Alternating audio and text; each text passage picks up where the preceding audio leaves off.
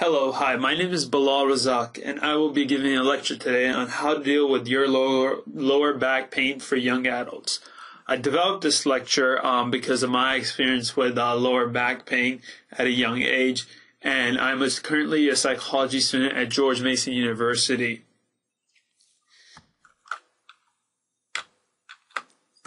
Okay, in this lecture, you'll be giving more knowledge about back pain, when to consult a doctor. Importantly, you don't want to leave this condition untreated, how to deal with back pain when it occurs, and a general knowledge and a sense of back pain and how it can lead to your daily life quality being reduced. Okay, so starting off, first we're going to have some facts about lower back pain. Lower back pain affects about 90% of Americans, so that's a large chunk of the population. And so it's nothing new, it's not unique, and a lot of people suffer from lower back pain. Lower back pain is not a disease, rather it's a symptom. So lower back pain is caused because of other factors, such as taking medicine. You could be on steroid medicine for your asthma, and that could be a cause of your lower back pain.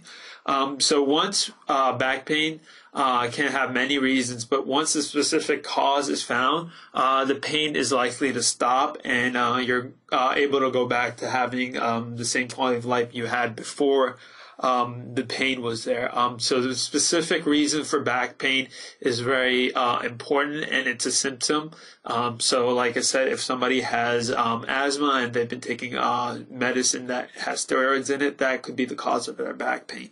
Okay, the experience of back pain will improve within 2 months no matter what treatment is used, even if no treatment is given. So that basically says that we learn to work with our back pain, and within the time of 2 months of your initial back pain, your experience with that pain is likely to get better. So this lecture, we mainly talk about how to cope with back pain and manage it. There's a lot of drugs out there, painkillers you can take, but we want to work with managing pain, and using painkillers can be part of that. Okay. So the Agency for Health Research and Quality has identified 11 flags that signal you need to consult a doctor regarding your back pain. Again, this lecture is developed for young adults, so a lot of us are resistant to go to the doctor for help, such as for issues like back pain, where it's a day-to-day thing where it might get better or worse depending on what day it is. So definitely 11 times you really want to go to the doctor is first, if you had recent trauma such as a fall or a motor vehicle accident or falling off the stairs, you definitely want to go to see a doctor for that if you experience pain. History of prolonged steroid use, we already talked about that. So people with asthma, they might have a prolonged steroid use, and that can cause back pain. Definitely, if you've broken something or you've had something like a hip fracture, you really want to go see your doctor. Persons with cancer, infections, and abdominal causes for pain. So if somebody has an appendix that's bad, that could cause back pain. So you really want to get a doctor if you've been on heavy medication or chemotherapy and you're having back pain. Definitely solutions can be reached if you have those problems. If you have a fever and you're experiencing back pain, you should go to a doctor.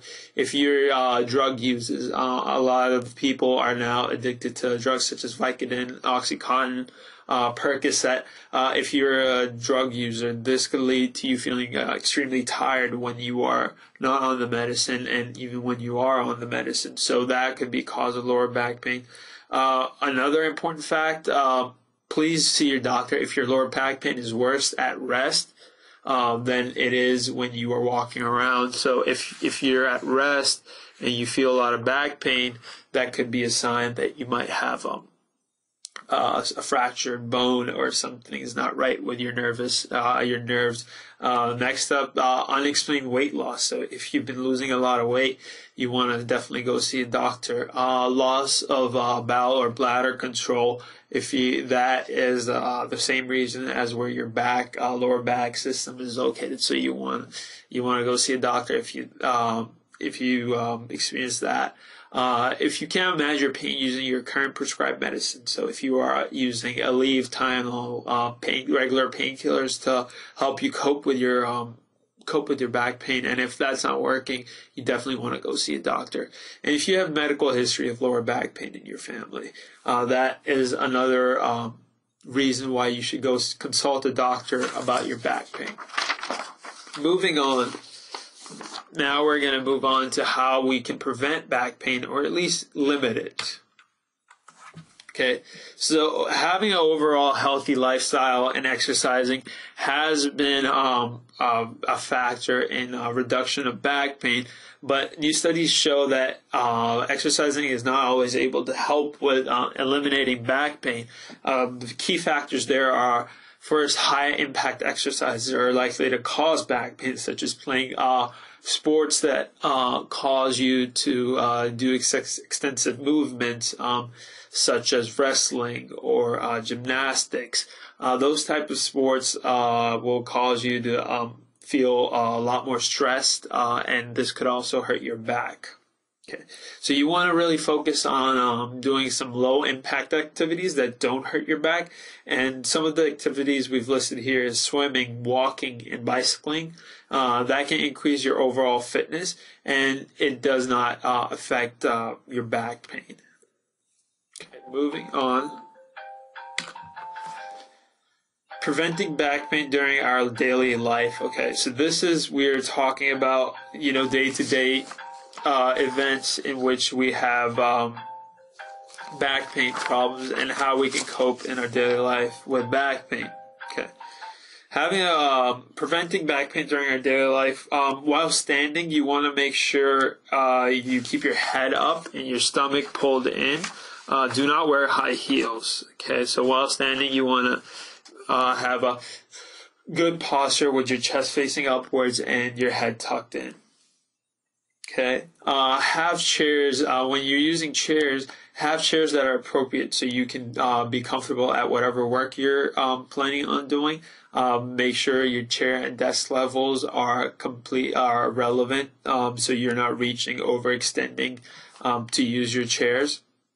Okay, and then the third thing, while sleeping, some people have better results. They feel more refreshed and less pain when they're sleeping on a softer mattress, or some people have a better effect when they're on a sturdier, more tight mattress. Okay, so the way you can adjust your mattress is while sleeping, you need to do trial and error. Okay. So if you want to make your mattress stiffer, you would want to put a piece of plywood between your box spring and your mattress, and that would make your mattress stiffer. If you want to make it more softer, you can put a sheet over the mattress to make it softer, and you can buy mattress pads from stores, and they will help your mattress become a lot more softer. Okay. Using psychological fitness to better your health and your back. Using timbers, this is a process created by Dr. Jerome Short at George Mason University, and it will ensure that you are living a healthy and less stressful life, and which in turn will also help with your back pain. So what is timbers? Okay, so with timbers, we have 1, 2, 3, 4, 5, 6, 7 sections. Okay, so timbers stands for healthy thinking, healthy identity, healthy moral health, healthy behaviors, emotional health, healthy relationships, and sexual health. Okay, so healthy thinking, how can that affect our back pain? Okay, well, healthy thinking will allow you to practically deal with problems in a logical way. So if you have back pain and you're having a hard time deciding whether you should go see a doctor or not, or a therapist, logically healthy thinking would advise you on whether it's needed or not. Another thing is healthy identity, which is the second Timbers part, and that will ensure that you are aware you have back pain and take steps to compensate for your back pain. So if you are aware that you have the back pain, so you would be less likely to be involved in activities or situations that could damage your back even further and cause you more pain. So it's all about understanding your inner self and what are your limitations and to better yourselves. Okay, with moral health. Moral health can help you manage back pain with excessive treatment. With moral health, if you're morally healthy, you're less likely to be addicted to painkillers or be more dependent on painkillers for your pain. So, overtaking medications such as Oxycontin to deal with your back pain, if you're healthy morally, you'd be more likely to say, that's not something that's right. Me being addicted to painkillers for treating my pain. So that's where moral health comes in. Healthy behaviors, okay? So make sure that you're not participating in activities that harm you. So you have back pain. So you want to be in healthy behaviors. That's again reckless driving, drinking and driving, other health. So you want to be in healthy behaviors. So if you know a certain activity will cause more stress to your back, you want to limit that activity. Okay. The next part of Timbers is emotional health. Having back pain can be emotionally challenging because it reduces the quality of life that you have greatly. Healthy relations, emotionally, if before you were a great baseball player and now you can't play baseball anymore, that's going to have a negative effect on you emotionally. So you really need to find activities or relationships that help you become more healthy emotionally. So do what makes you happy, and that might be different than what made you happy emotionally beforehand. So if emotionally you were happier, let's say having a rigorous workout for 3 hours, well now you have to change that to something else that works for you and that makes you feel satisfied emotionally other than that workout. So you have to find new activities. So that could be painting or, writing a book or, journal writing, those types of things where you're not physically involved, but you're still feeling better emotionally. Healthy relationships. Making sure your relationships are not affected by back pain, that you still get to go out with your friends and coworkers, and your family.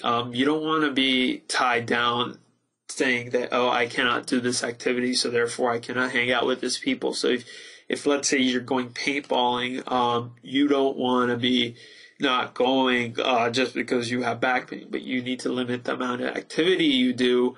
And so you're still having fun with your friends and you're building healthy relationships with people. And now if you decide not to go at all, then you would probably be stuck alone at home or wherever you stay. And that could cause you to feel depressed or not be healthy about yourself. So keeping healthy relationships while understanding your limitations is also very important. Sexual health. That one is pretty obvious. Obviously, sexually you won't be able to do many of the things you were able to do before you had back pain. So making sure that you're not participating in sexual activity that could worsen your back pain or hamper your recovery process. So you want to make sure you're responsibly healthy in your sexual life as well. Okay. So to conclude this presentation, if you follow the steps that I've outlined in the presentation, you'll become healthier mentally and physically. Again, it goes hand in hand. Being healthy mentally and physically will, in return, make you feel less stressful about your back pain and how you're going to cope with it. Back pain, like we said in this lecture, can severely affect your quality of life. If you approach the problem and tackle it and deal with, what changes you have to make in your life, it's a lot less likely to disturb you. So this is a problem that, affects a lot of people, and how you deal with it is up to you. You can either become very inverted and not participate in activities at all, or you can, find how you can begin to reach out to newer things that you haven't done before in your previous lives, and you might find that more interesting than what you did before. That concludes my presentation. I want to thank everybody for listening, and I hope you have a wonderful day.